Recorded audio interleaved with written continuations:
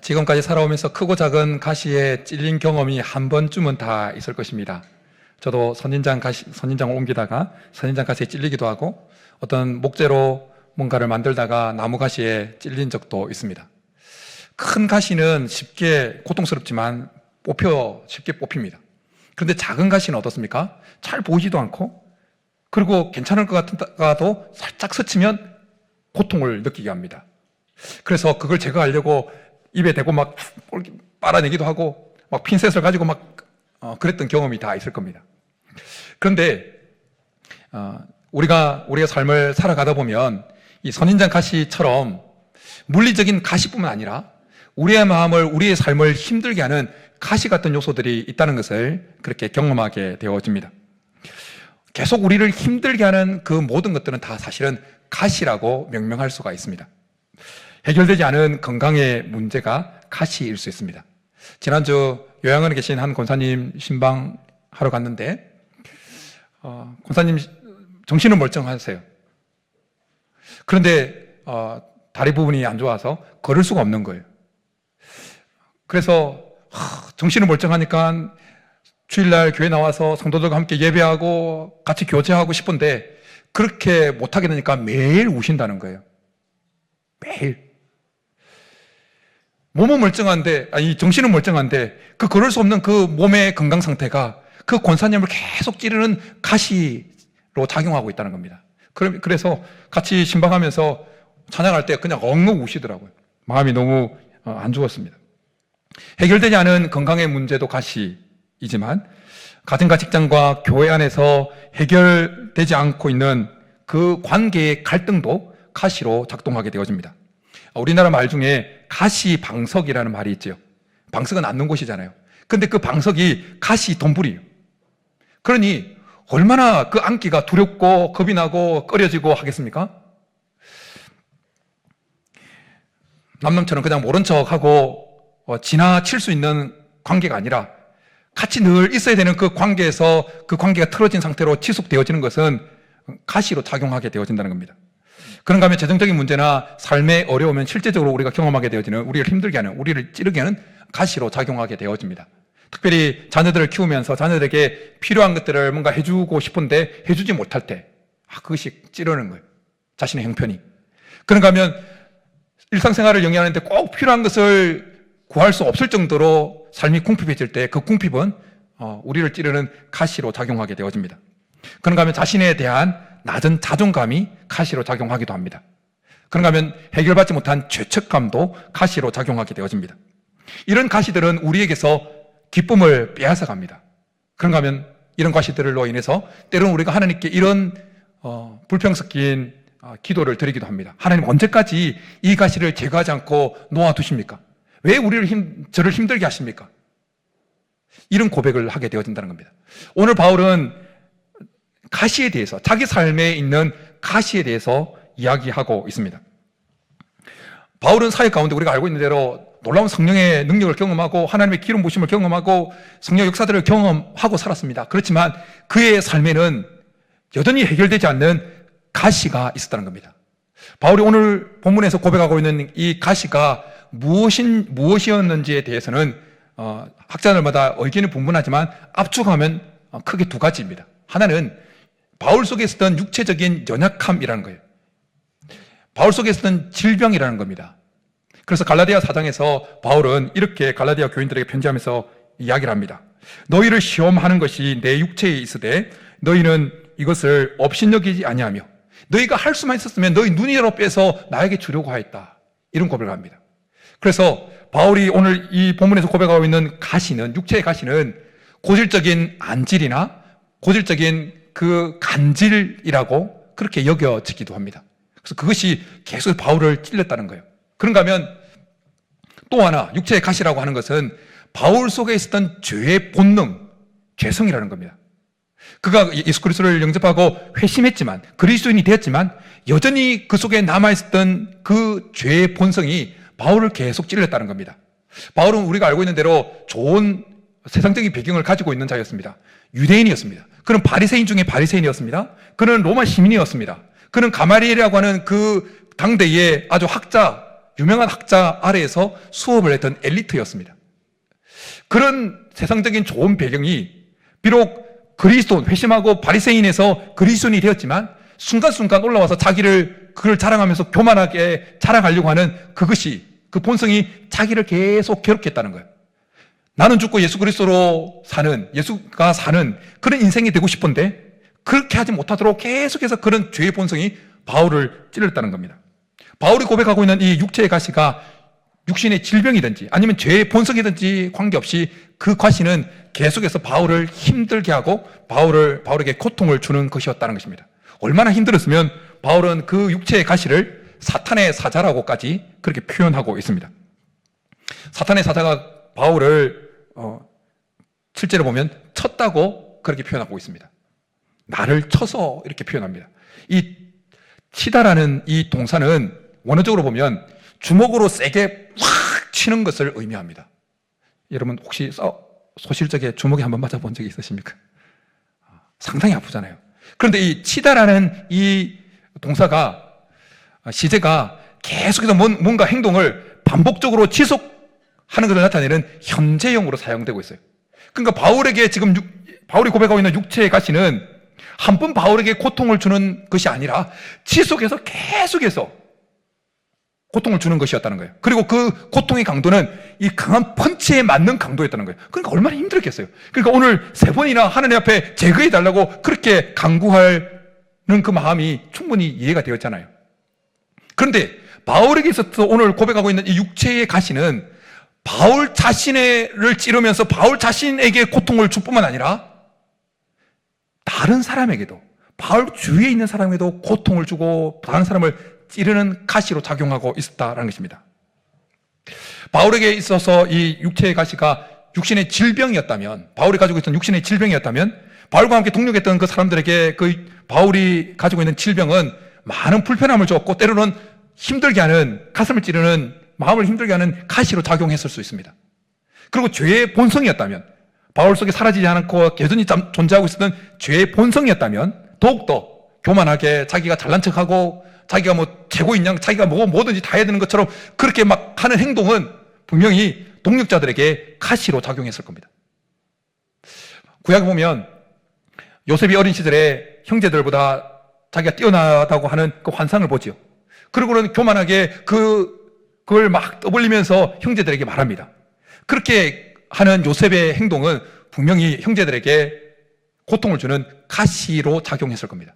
그런가 하면 모세가 젊었을 때 혈기왕성해서 애굽인을 쳐 죽여버리잖아요. 감정적으로 반응해서. 그 행동은 애굽에 살고 있던 이스라엘 백성들을 더 힘들게 하는 가시로 작용했을 겁니다. 그런가 하면 예수님의 수제자였던 베드로는 아주 다혈질적이고 충동적이었던 사람이었잖아요. 근데 그 행동이 많은 실수를 가져오게 만들고 또 그 행동이 동료 제자들과 예수님을 힘들게 만드는 가시로 작용했다는 것입니다. 한 사람이 가지고 있는 가시는 자기 자신을 찌르고 자기 자신에게 고통을 줄 뿐만 아니라 다른 사람을 찌르고 다른 사람에게도 고통을 주는 것이다라는 것입니다. 가수 조승모 씨를 아시나요? 아주 미성으로 부르게 다 부르는. 그 조승모 씨가 불러서 더 유명해진 시인가 촌장의 지금 하덕규, 지금은 이제 목사님이 된 하덕규 씨가 쓴 가시나무라는 노래가 있죠. 아십니까? 한번 합창을 해볼까요? 내 속에. 그 전문을 한번 읽어드리도록 하겠습니다. 내 속엔 내가 너무도 많아 당신의 쉴 곳 없네. 내 속엔 헛된 바람들로 당신의 편할 곳 없네. 내 속엔 내가 어쩔 수 없는 어둠, 당신의 쉴 자리 뺏고, 내 속엔 내가 이길 수 없는 슬픔, 무성한 가시나무 숲 같네. 바람만 불면 그 메마른 가지 서로 부대끼며 울어대고 쉴 곳을 찾아 지쳐 날아온 어린 새들도 가시에 찔려 날아가고 바람만 불면 외롭고 또 괴로워 슬픈 노래를 부르던 날이 많았는데 내 속엔 내가 너무도 많아 당신의 쉴 곳 없네. 하덕규 씨가 사실은 기독교, 이제 목사님이 되셨으니까 자기를 성찰하면서 자기 안에 너무 가득한 그 가시를 놓고 고민하면서 자기 고백적인 시를 쓴 것이 이 가시나무라고 하는 노래 가사입니다. 이 하덕규 목사님뿐만 아니라 앞에 있는 목사도, 사람은, 우리 모두는 다 한 가지 이상의 가시를 가지고 있습니다. 그것이 육체의 질병이든지 관계의 깨어짐이든지 재정적인 어려움이든지 치유받지 못한 상처이든지 아니면 해결받지 못한 죄책감이든지 아니면 다듬어지지 못한 기질이든지 욱하는 성격이든지 다 한 가지 이상의 가시를 가지고 있다는 것입니다. 그리고 그 가시들은 평소에는 드러나지 않아요. 평소에는 드러나지 않아요. 모두 다 신사 같아요. 모두 막 젠틀해 보인다고요. 그런데 오늘 이 가시나무 노래 가사에 나오는 것처럼 바람이 부는 것 같은, 우리의 삶에 바람이 부는 것 같은 상황이 발생하게 되면 우리 속에 늘 가지고 있었던 그 가시의 뾰족한 부분이 톡 튀어나온다는 거예요. 그러면 자기를 찌르고 자기의 고통을 줄 뿐만 아니라 가사에 나오는 것처럼 우리 옆에 다가왔던 어린 새들 같은 사람들이 찔림을 받는 거예요. 그러면 멀어지고 떠나가 버리고, 떠나갈 수 없는 관계라면 관계를 멀리하면서 그렇게 고통 가운데 있게 되어진다는 겁니다. 오늘 바울에게 있어서 이 가시, 그 가시도 평소에는 아무 보이지 않는, 그냥 덮여 있는 것처럼 보였을 거예요. 그래서 정말 훌륭한 사도다, 정말 탁월한 사도 맞구나. 그런데 어느 순간 바람이 부는 상황이 발생하게 되면 바울 안에 있었던 그 육체의 가시가 툭 튀어나와서 바울을 찌르고, 그리고 같은 동력자들을 쿡 찔렀을 것이라는 것입니다. 그렇기에 너무 힘들었기에 3번이나 제거되려고 하나님께 기도했다는 것입니다. 그런데 가시는 다 한 가지 이상의 다 사람들이 가시를 가지고 살아가는데, 그 가시는 2 종류의 가시가 있습니다. 한 종류는 우리의 의사와 상관없이, 우리의 의지와 상관없이 우리 속에 생겨난 가시입니다. 이 가시는 어떤 가시냐면, 지난주에 말씀에서 말한 것처럼 숙명처럼 태어나 보니까 내 가정 형편, 열악한 가정 형편, 부모의 막 얽히고 설켜 있는 그 관계에서 성장하면서 받을 수밖에 없던 그 상처, 갑작스럽게 맞닥뜨린 그 사고, 그런 것은 우리 의지와 상관없이, 우리의 의사와 상관없이 생겨난 가시라는 거예요. 그 가시가 계속해서 때로는 우리를 찌른다는 거예요. 오늘 사도 바울이 고백하고 있는 이 가시도 자기 의지와 상관없이 생겨난 가시였습니다. 육체의 질병, 자기가 생기기 하고 싶어서 생겼겠습니까? 그 죄의 본성이 자기가 집어넣어서 생긴 것입니까? 아니요. 이미 원죄를 가지고 태어난 존재이기 때문에 그 안에 여전히 가시가 남아 있었던 것입니다. 그런데 문제는 뭐냐면, 우리의 우리의 의지와 상관없이 생겨난 가시가 아니라 2번째 종류의 가시가 있는데, 그것은 바로 우리가 의지를 동원해서, 우리가 힘을 동원해서 스스로 만들어낸 가시라는 거예요. 2번째 종류의 가시. 이것이 문제라는 거예요. 그런데 왜 사람들은 스스로 자기 의사와는 상관없이 만들어낸 가시와는 다르게 왜 스스로 자기 의사와 의지를 동원해서 가시를 만들어낼까요? 왜냐하면 약한 자기를 보호하기 위해서입니다. 약한 자기를. 나무들 가운데 가시가 많이 있는, 가시 범벅인 나무들이 있잖아요. 엄나무라고도 말하는 음나무. 누가 그렇다, 제가 일부 예배 때 음나무 하니까 그 사투리라고. 사투리 아니에요. 잘 찾아보세요. 보통 우리가 엄나무라고 말하지요. 네, 엄나무라고도 말하는 음나무, 공식적인 거예요.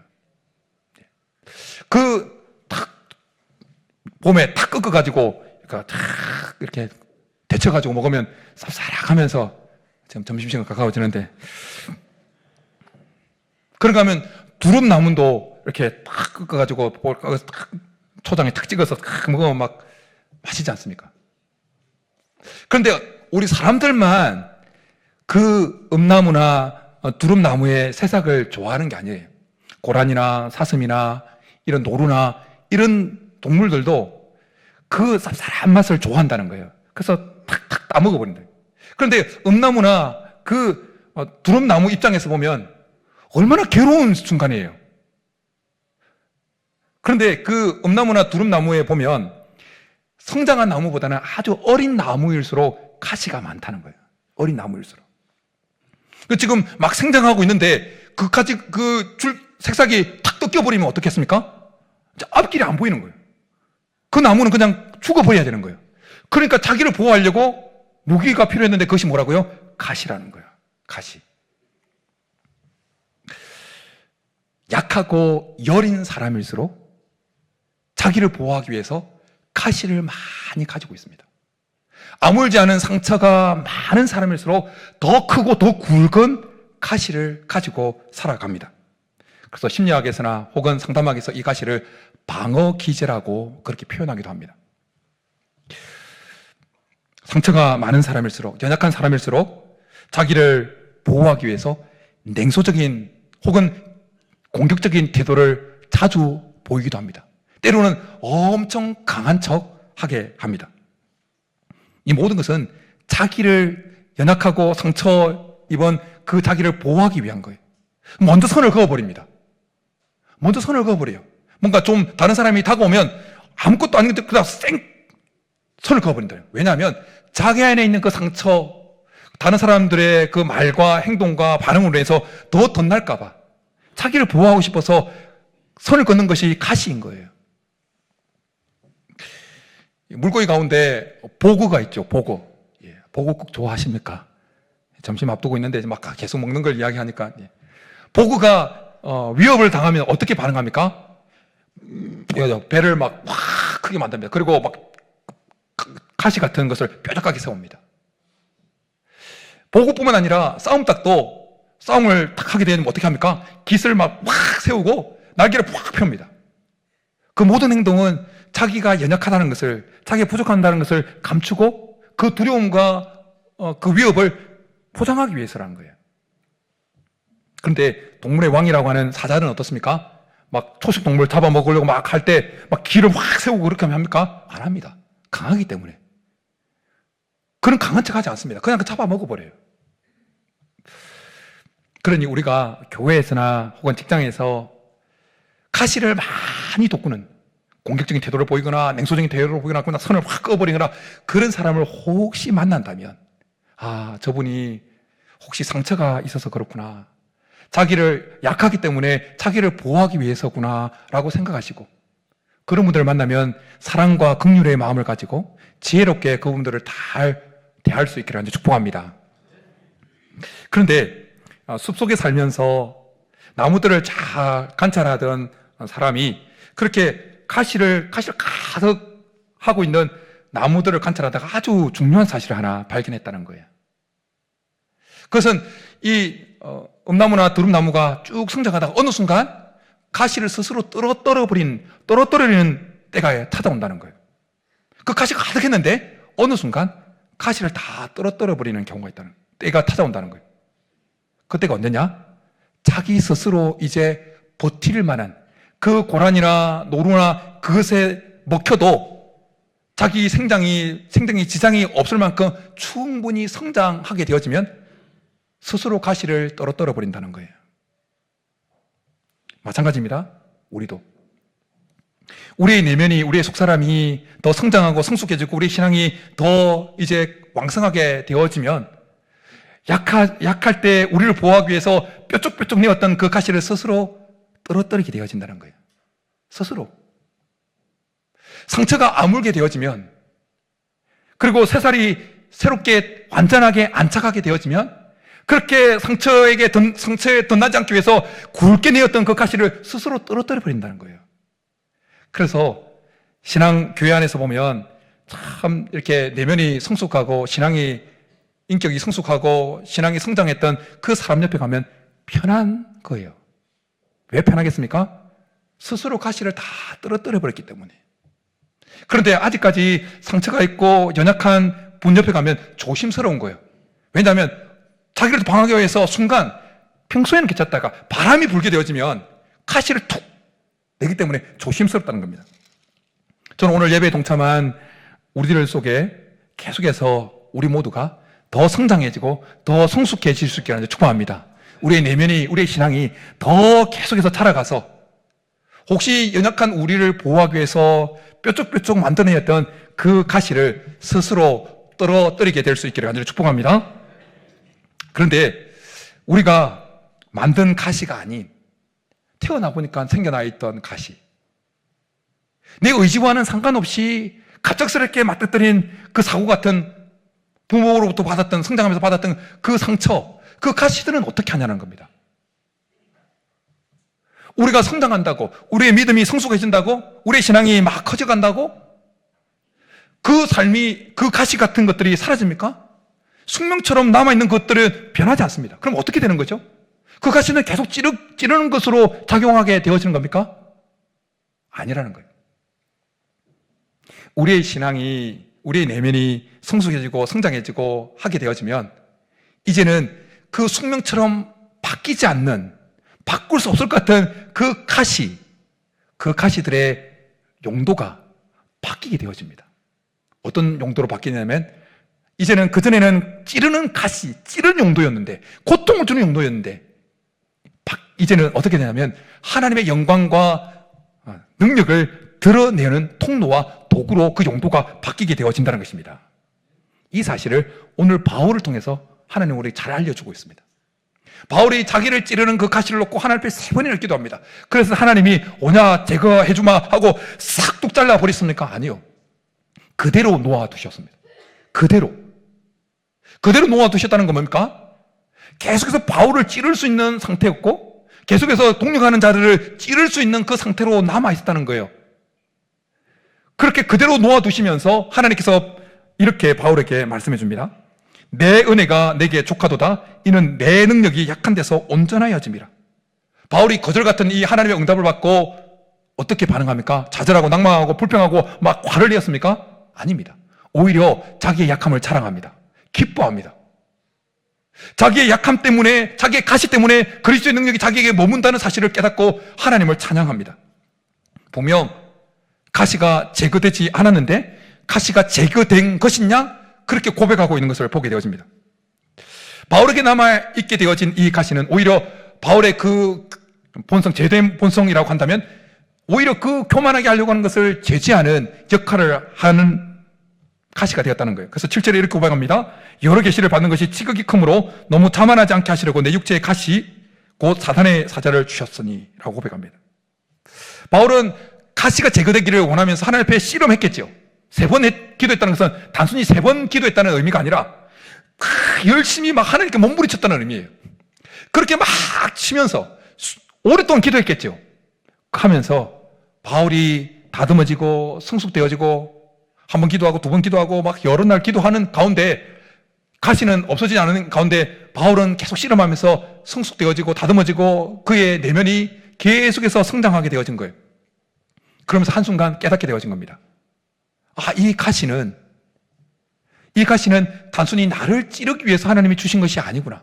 동력자들을 괴롭게 하기 위해서 주신 것이 아니구나. 오히려 이 가시를 통해서 하나님의 영광이 드러나도록, 약할 때 강함이 되어주시는 하나님이 드러나도록 하기 위한 수단으로 하나님께 주신 거구나. 그 가시에 대한 관점과 견해가, 시각이 완전히 바뀌어버리게 되어집니다. 그러자 바울이 기뻐하게 되어진 겁니다. 바울과 함께 동력했던 사람들은 바울이 그렇게 연약한 가시 가운데 고통을 받으면서도 힘있게 살아가는 모습을 통해서 아, 바울의 능력이 아니구나. 하나님의 능력이구나. 그 바울이 연약한 모습 가운데 여전히 역사하고 있는 하나님의 영광과 하나님의 능력을 볼 수 있었다는 것입니다. 바울이 보면 수많은 동력자들과 함께 사역한 것을 보게 되어집니다. 기도로 구원받을 뿐만 아니라 직접적으로 필드에서, 전장에서 누가나 바나바나 실라나 디모데나 이런 동력들과 함께 움직인 것을 보게 되어집니다. 그런 것을 보게 되어지면 이것은 바울에게 쓰는 가시는 잠재적으로는 그들을 힘들게 할 수 있는 것이었지 모르지만 하나님의 능력이 그들 가운데, 이 바울 가운데 임했던 하나님의 능력은 그것을 뛰어넘게 만들었다는 거예요. 바울의 가시, 불편함을 뛰어넘게 만들었기 때문에 그 동력자들이 함께 계속해서 바울과 함께 동력할 수 있었다는 것입니다. 바울이 속에 있었던 그 가시는 하나님의 능력과 영광을 드러내는 통로라고 하는 이것은 마치 비유한다면 깨어진 그 바위 틈과 같은 거예요. 바위가 탁 쪼개진 입장에서 보면, 쪼개진 것은 바위 입장에서 보면 가시예요. 아픔이에요. 그런데 그 쪼개진 바위 사이로 물이 촥촥촥 나오면서 사람들의 목을 축이게 한다는 것입니다.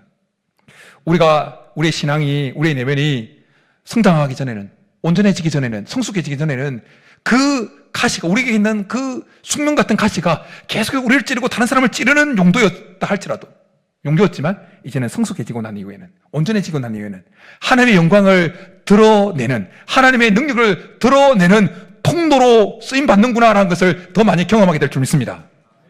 지난주 말씀처럼 우리 예수님이 나사렛 출신이라고 하는 이것은 예수님에게 늘 따라다녀야 되는 숙명과 같은 가시였습니다. 그렇지만 우리 예수님은 온전하셨던 분이기에 오히려 나사렛 출신이라고 하는 그 숙명적인 가시는 예수님을 찌르는 것이 아니라 오히려 예수님이 말씀을 성취하신 분이라는 것을 드러내는 통로가 되었다는 거예요. 그래서 마태는 마태복음 2장에서 이렇게 기록하고 있습니다. 나사렛이라는 동네에 가서 사시니 이는 선지자로 하신 말씀에 나사렛 사람이라 칭하리라 하심을 이루려 함이르라. 이해를 돕기 위해서 헬렌 켈러의 이야기를 덧붙입니다. 헬렌 켈러는 우리가 잘 알고 있는 대로 태어나면서부터 시각장애인, 청각장애를 가졌습니다. 그녀가 가지고 있는 그 장애는 많은 사람들을 아프게 했어요. 찌르는 가시였습니다. 그의 어머니에게도, 그리고 그의 교사였던 앤 설레반에게도, 지난번, 그리고 앤 설레반 전에 교사들에게도 찌르는 가시였습니다.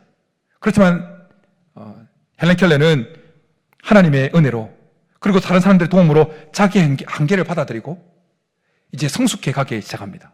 그러면서 여전히 그가 성숙해져 가지만 여전히 그 가시 같은, 자기를 계속 찔렀던 시각장애와 청각장애는 여전히 남아있었어요. 하지만 그가 더 성숙해져 감으로 인해서 헬렌 켈러의 삶은 많은 사람들에게 영감을 주고 도전을 주는 삶이 되었어요. 많은 장애인들이 헬렌 켈러를 보면서 새로운 삶의 용기를 얻었습니다. 헬렌 켈러의 그 가시는 그녀 자신뿐만 아니라 다른 사람을 찌르는 가시였지만 결국 그녀가 성숙해지자, 온전해지자 많은 사람들을 살리는 가시 역할로 하게 되었다는 거예요. 장미의 가시는 뾰족하지만 그 장미의 가시가 있기 때문에 아름다운 장미꽃이 피어날 수 있었던 것입니다. 꺾이지 아니하고. 장미 가시가 있기 때문에 장미꽃이 피어서 향기를 발할 수 있게 되었다는 거예요. 마찬가지입니다. 우리의 내면이 성장하고 우리의 신앙이 성숙해져 가도 숙명 같은 그 가시는 모양을 그대로 하고 있을 겁니다. 여전히. 그러나 그 용도는 바뀌는 거예요. 용도가 바뀌는 것을 경험하게 되어지는 겁니다. 어떤 용도로요? 하나님의 영광을 드러내고 하나님의 능력을 드러내는 통로로 쓰임받고 있는구나. 이걸 우리 삶에서 경험하게 되어진다는 것입니다. 저는 우리 성도님들의 삶에 있는 그 바꿀 수 없는 그 숙명 같은 가시들이 이제는 용도가 바뀌어서 하나님의 영광과 능력을 드러내는 가시로 쓰임받을 수 있기를 축복합니다. 여러분, 그렇다면 어떻게 하면 우리가 더 성숙해지고 우리의 내면이, 우리의 신앙이 더 성장해지고 그렇게 성숙해질 수 있을까요? 온전해질 수 있을까요? 한 가지만 제시합니다. 우리의 연약함을 하나님 앞에 나가서 솔직하게 고백하고 하나님의 은혜를 계속 체험받는 거예요. 우리의 연약함을 솔직하게 하나님 앞에 고백하고 하나님의 은혜를 계속 체험받는 거예요. 여러분, 우리가 하나님 앞에서는 우리의 약함을 숨길 필요가 없습니다. 하나님 앞에서는 강한 척 할 필요가 없다는 거예요. 하나님 앞에서는 가시를 돋을 필요가 없다는 거예요. 방어 기제를 작동시킬 필요가 없다는 거예요. 우리 하나님은 우리를 지금도 초청하고 있습니다. 수고하고 무거운 짐진 자들아 다 내게로 오라. 내가 너를 쉬게 하리라. 하나님 앞에 나아가기만 하면 하나님은 우리를 싸매어 주시는 겁니다. 하나님은 너무 좋으신 분이라서, 너무 위대하신 분이라서 우리가 가시 있는 채로 나아가도 그 가시를 그냥 품어서 가시가 녹아내리게 만들어 버릴 수 있는 분이십니다. 그래서 보십시오. 누가복음 15장에 탕자의 비유에 등장하는 그 탕자가 그 느들느들해진 그 모습 그대로 나가지 않습니까? 근데 아버지가 달려와서 그를 꽉 안아버리잖아요. 얼마나 가시가 돋쳐 있었겠습니까? 그 탕자 속에 가시가 막 쭉쭉 솟아있을 거예요. 그런데 그 가시를 그냥 꽉 품어버리잖아요. 그냥 다 녹아내려 버립니다. 우리가 누가복음 15장에 등장하는 그 탕자의 비유에 나온 아버지가 우리가 믿고 섬기고 있는 하나님 아버지라는 것을 우리는 알고 있습니다. 우리 하나님은 그런 분이십니다. 그렇게 있는 모습 그대로 나아가도 괜찮은 거예요. 가시투성이 있는 모습 그대로 나아가도 괜찮습니다. 뾰족뾰족한 그 모습, 상처투성이 모습 그대로 나가도 괜찮습니다. 그럼 하나님 우리를 품으시는 거예요. 그 가시를 녹아내리게 하실 것입니다. 은혜를 주실 것입니다. 회복시켜 주실 것입니다. 은혜를 주실 것입니다. 은혜는 마치 수분과도 같은 거예요. 촉촉하게 만드는 수분과도 같은 거예요. 사막의 선인장에 그 가시가 왜 돋아난 것입니까? 죽지 않으려고. 넓적한 잎 가지고 있다가는 자기 몸속에 있는 그 수분 다 빠져나가게 되니까 자기를 보호하려고 점점 뾰족하게 만들다가 가시가 되어진 거예요. 아프리카의 그 사하라 사막은 원래 아주 울창한 숲이었고 초지였다는 거예요. 그곳에 발견되어지는 화성이나 그리고 벽화를 보면 그 사하라 사막 그 지역이 막 울창한 막 맹수도 있고 하는 그런 좋은 지역이 되었다는 거예요. 그런데 지구가 약간 이렇게 베팅되면서 그곳에 비가 오지 않으면서 이제 사막이 되고 사막에 가시들이 생겨나게 됐다는 거예요. 비가 안 오면 초목지도 사막이 되어지고 그 잎사귀도 떨어지고 가시가 되어집니다. 그러나 사막 지역이라 할지라도 비가 오고 수분이 충분하게 공급되어지면 가시는 떨어져 나가고 잎이 생겨나고 초목지가 되어지는 겁니다. 마찬가지입니다. 하나님의 은혜는 수분이에요. 그래서 은혜가 고갈되어지면 계속해서 가시가 생겨나지만 은혜가 공급되어지면 은혜가 계속 채워지면 가시는 떨어져 나가고 계속해서 풍성한 잎이 생겨나는 것입니다. 바라기는 이번 한 주간도 하나님 앞에 나가서 솔직하게 우리의 연약함을 있는 모습 그대로 내어놓는 시간을 더 많이 가질 수 있기를 축복합니다. 그 시간, 하나님의 은혜로 체험받는 시간을 더 많이 가질 수 있기를 축복합니다. 그래서 우리의 신앙이, 우리의 내면이 조금 더 어제보다 오늘보다 내일 점점 더 성숙해지고 더 성장해져서 더 온전해져서 약한 우리를 보호하기 위해서 피죽피죽 우리가 자의적으로 생성해낸 그 가치를 툭툭 떨어뜨리는, 스스로 떨어져 나가는 것을 경험할 수 있게 하는 축복합니다. 뿐만 아니라 숙명처럼 바꿀 수 없는 그 가지도 이제는 용도가 변경되어져서 하나님의 영광과 능력을 드러내는 통로로 쓰임받는 것을 더 많이 경험하는 한 주 될 수 있기를 주님 이름으로 축복합니다. 이 시간 우리 말씀 생각하면서 주가 보이신 생명의 길, 하나님 은혜로 단련되어져서 나아가겠습니다. 고백하며 찬양하며 나가겠습니다.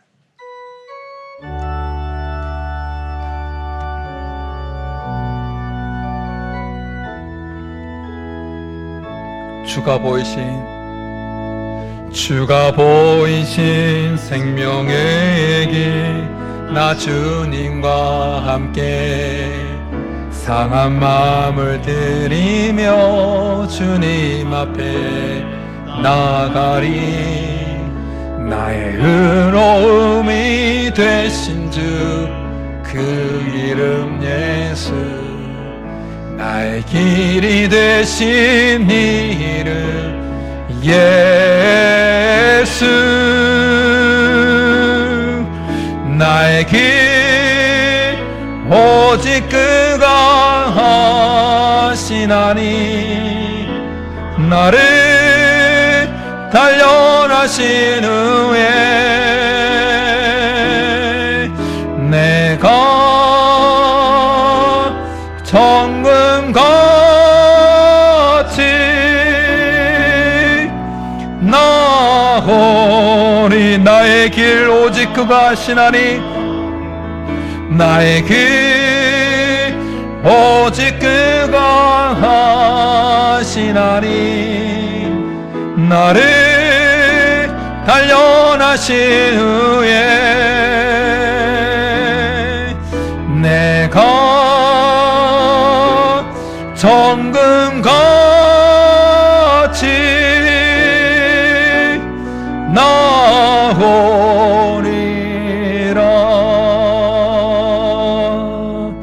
이 시간 우리 말씀 생각하면서 같이 기도하며 나가겠습니다.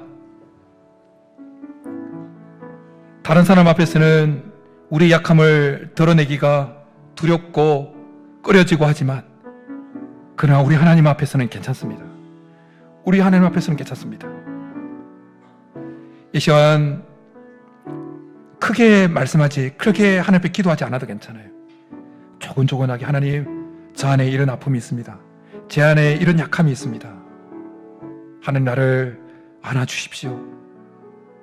나에게 이런 가시가 있습니다.